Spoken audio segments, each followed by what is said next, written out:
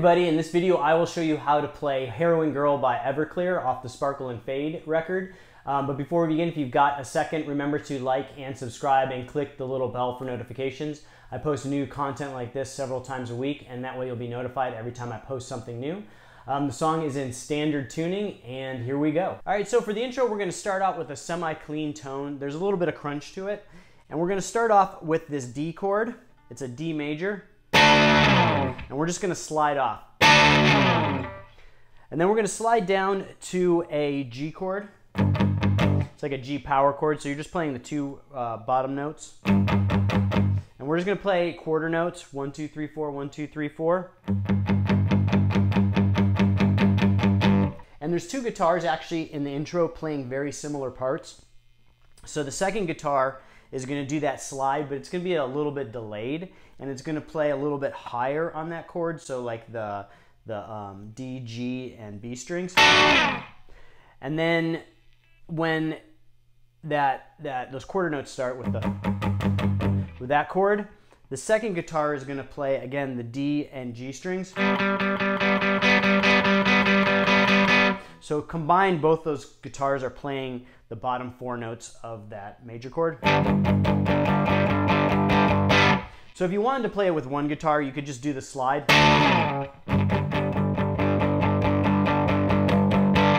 To me, to my ears on the record, it sounds most like playing the bottom three notes and then playing the power chord. And we're going to play these arpeggios on this kind of like, it's like almost a Spanish style chord progression. And it goes from a F sharp chord. So it's based around the F sharp chord. And then it's going to move up to a G. So we're going to start like this. So breaking that down, we're going to finger the F sharp chord. And you don't have to finger the low E note or the low E string, as you won't be playing that. But if it makes you more comfortable, if you're used to, you can play the whole chord. Some people like to play it like this. I find it easier to bridge my finger. It's just the way I'm used to. Neither way is wrong. And so we're going to start by playing the bottom three notes of this chord. So we're going to play the E, D, and G strings. And then we're going to start the arpeggio pattern. So slowly. And then what we're going to do is we're going to lift our finger off of the root part of the chord. So, and then we're going to basically be playing these open notes on the E and B string for the rest of the arpeggio phrasings. So it sounds like this slowly.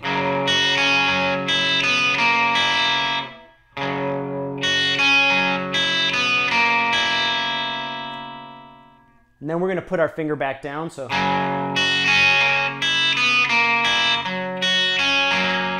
again.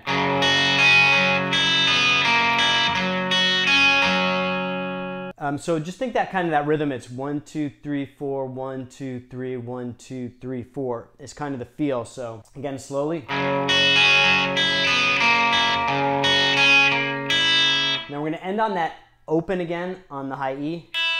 So.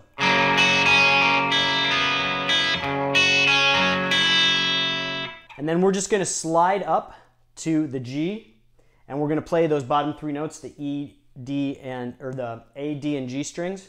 And we're going to play it 3 times and start over. So slowly.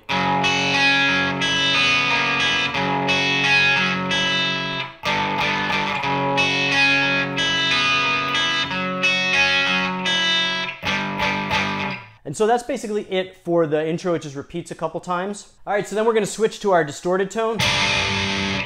And we are going to, basically when the end of that intro where you were playing that G, you're going to now play a G power chord with the distortion. And then it goes into the intro riff, which is also the verse and chorus riff, which goes like this.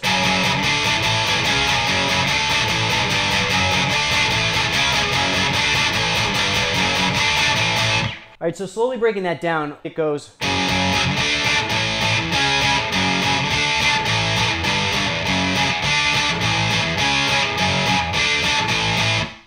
So what you'll kind of notice is it kind of has that repeating pattern,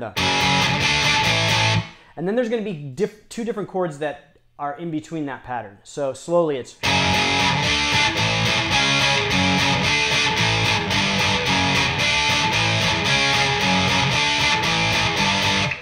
So what you'll notice is we do the, and then you're going to go to this chord, then you do that same pattern again, and then you go to the G. So.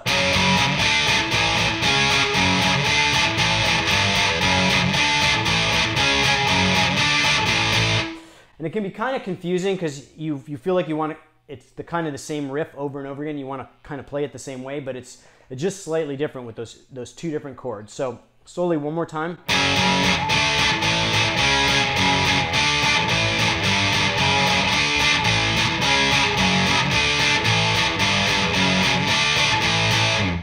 And so it repeats that, and then there's going to be kind of a build-up at the end of the verse, and it's going to be a build-up on the A chord before it goes into this like pre-chorus part. So what that sounds like is, and then we go to the pre-chorus. So slowly it's, and then we go to the pre-chorus again, which is a D to an E. So from the verse it's,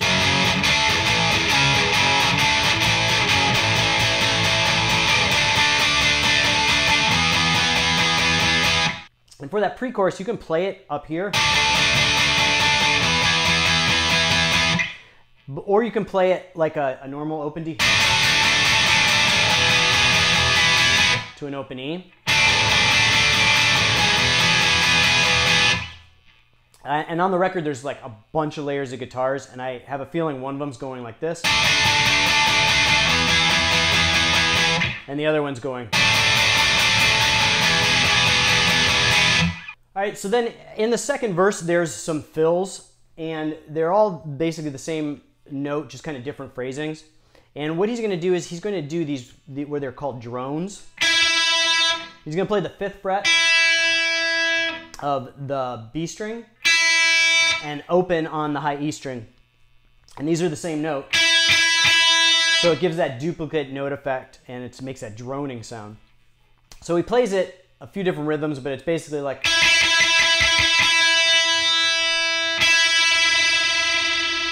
And then there's a little bit of a bend and it hangs. So it's basically just hitting those two notes.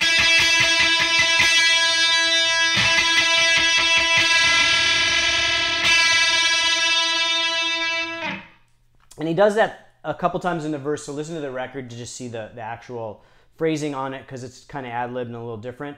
And then after the pre-chorus, going into the chorus, I think there's one where there's like a little bit of a gap where it hangs, and it goes. And one thing to note that on this build-up that we do before we go into the second pre-chorus, it's actually going to be that F sharp that you're building up on this time instead of the A. Instead of that, you're going to be doing.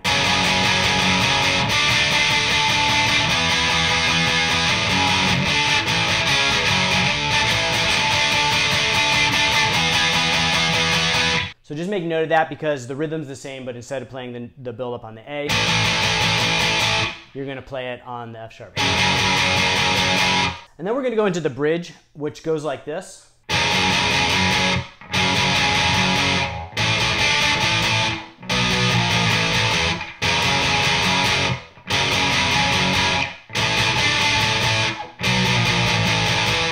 So breaking that down, we're going to hold our hands in the form of an F sharp power chord, but we're going to play just we're going to lift our index finger off of the root note. We're going to kind of go back and forth on that. So we're going to start with it off. So again, it's. Then we're going to do a very similar rhythm, but a little different. So the first one is, and the second one is. very similar, but a little different. Then we're going to go up to the A chord, and then we're going to hit the D and go back to the A. And it sounds like on the record they're playing the form of the D with that A root. So basically how you're going to play it is, and then when you're playing the D chord, you're going to have your index finger as a root on the 5th fret of the E and A string. So it sounds like that. So, and it's hard to tell on the record if they're playing it that way, but it kind of sounds like it. So again.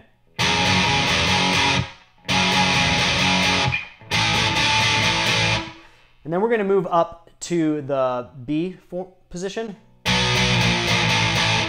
So we're going to just slide 1 fret down, and then we're going to hit open.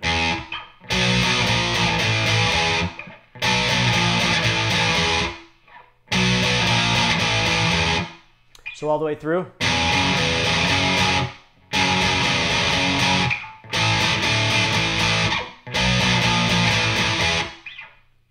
One more time.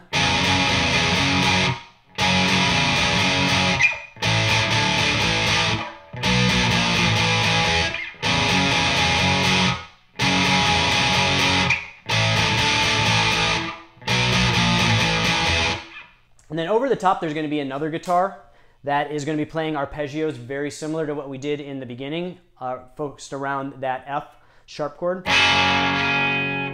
And it's basically going to be those same 2 positions, but a little different rhythm. So it goes like this.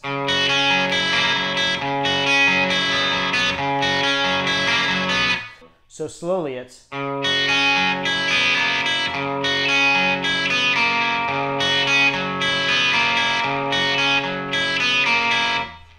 Then after the breakdown, we come to the solo, and the solo goes like this.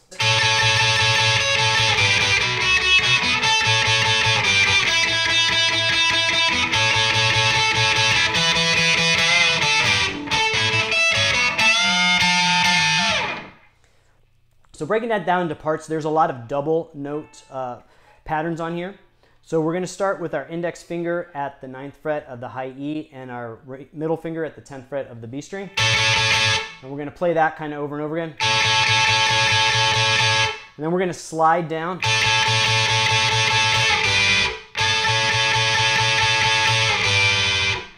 And basically moving down to our index fingers at the 7th fret and our middle fingers at the 8th fret of the B string.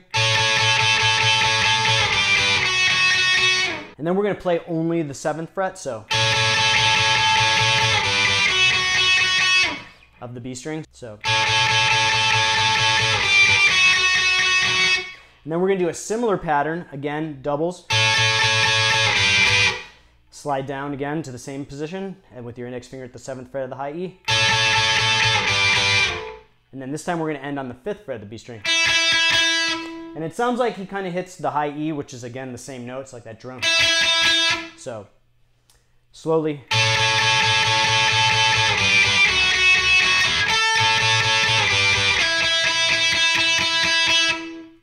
Then continuing on, we're going to go back to that 9th and 10th double. Then up to the 12th fret of the B and E string. We're going to hit it 4 times. Then a bend up. So a bend up to a double stop at the 10th fret. And then the 12th fret of the G and B. So.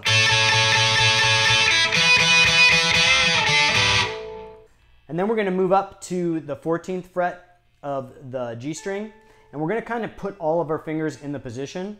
So we're going to put our ring finger at the 14th fret of the B string, our middle finger at the 14th fret of the G string, and our index finger at the 12th fret of the high E.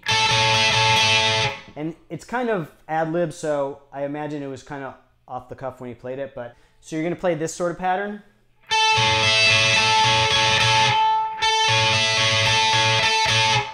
And then we're going to end at the 17th fret of the B and E strings, and we're going to bend up almost out of tune the 17th fret of the B string, and just hold the 17th fret of the E string in place. So slowly all the way through.